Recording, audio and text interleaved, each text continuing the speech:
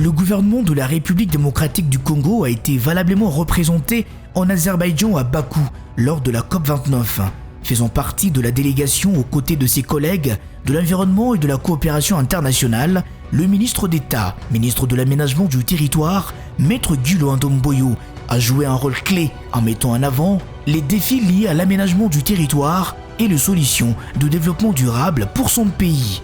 We need that effort, and the government, according to the vision of our president, Félix Antoine Tshisekedi Tshilombo, we are doing a lot of effort, politically to put in place the rules.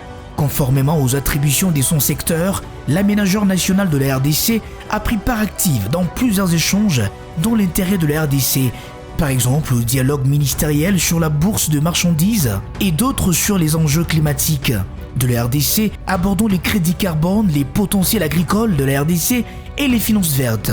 Guilo Ndomboyo n'a donc raté aucune occasion de vendre positivement la RDC à Bakou, en suivant la vision du chef de l'État, Félix Antoine Tshisekedi Tshilombo, sous la houlette de la première ministre Judith Suminwa Tuluka. Il m'a été donc demandé en marge de ce sommet d'échanger avec les participants pour montrer l'importance de l'aménagement du territoire dans les cadres d'enjeux sur le climat.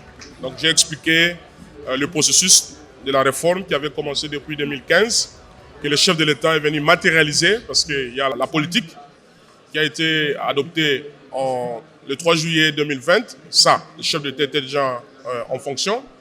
Nous avons la loi qui a été déclarée recevable, des discussions, ça c'est encore une fois le chef de l'État.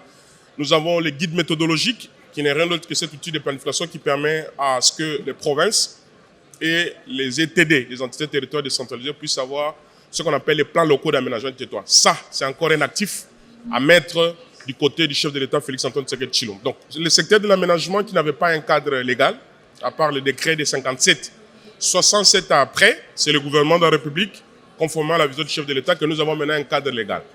On n'avait pas un cadre institutionnel, parce que c'est vrai, c'est bien d'aller dans les enjeux, dans les discussions sur les enjeux sur le climat.